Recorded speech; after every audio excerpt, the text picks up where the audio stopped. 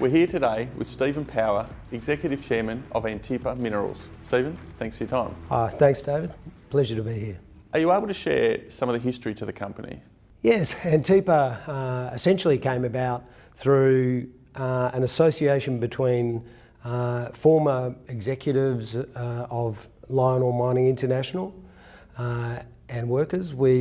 That company, I was outside legal counsel to it, and that company, when I first became involved, had a market cap of a couple of $100 million.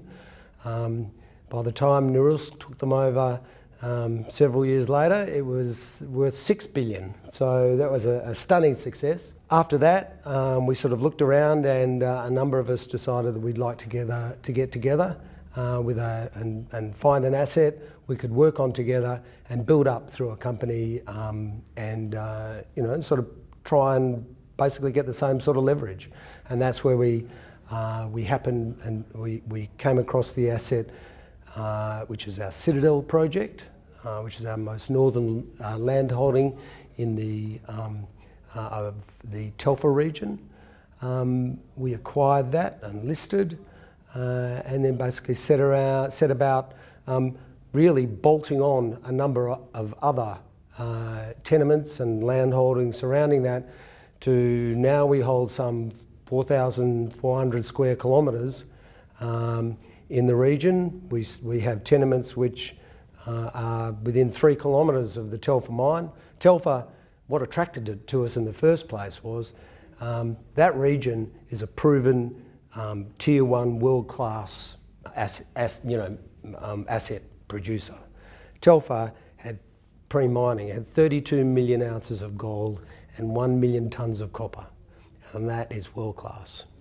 Newcrest have also reported that their O'Callaghans tungsten deposit just to the south of Telfer has in excess of 5% of the world's tungsten in resource. So you have this province which is a proven tier 1 asset producer, capable of you can discover tier 1 assets there. So that's what drew us to us, and we listed, and then notably we worked on it, and it's been hard yards, as most explorers will tell you over the years. And we recently, a couple of years ago, had our faith in the asset confirmed when Rio Tinto approached us to farm into our northern Citadel project for a $60 million farm-in. So if they expend $60 million, they can acquire 75% of the Citadel project only, which is about 1,300 square kilometres in the north. And they continue to work on that. And this year, in April, confirmed that they would move to phase 2, so that they've spent $3 million.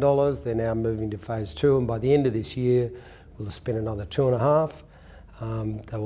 That will leave them with about $5.5 or $6 million more to spend to acquire a 51% interest. What are some of the milestones investors should be focused on over the coming period? Look, I think one of the strengths of the company is that how we've positioned it is that we have short, medium and long-term development goals.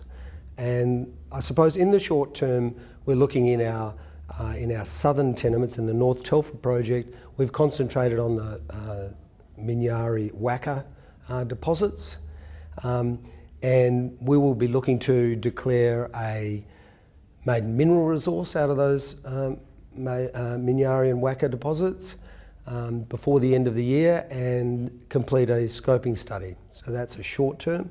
We'll also be carrying out in the North Telfer, the Minyari Waka area, we'll be looking to carry out another 11,000 metres of air core drilling, which will go on top of the 15,000 metres of RC, which we've carried out around that area to date this year.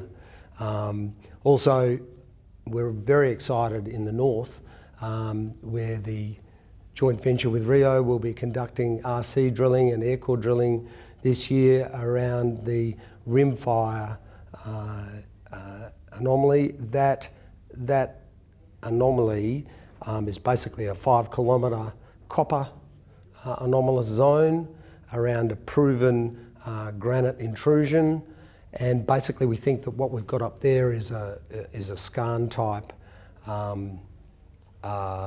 opportunity. Skarn being the same sort of geological system as working down at O'Callaghan's for Newcrest with that tungsten deposit, but we think it's copper dominant. We think it sits about 150 metres below the surface, shallowly dipping. We think it's a few kilometres long, so that's especially exciting. Proven team in a proven province.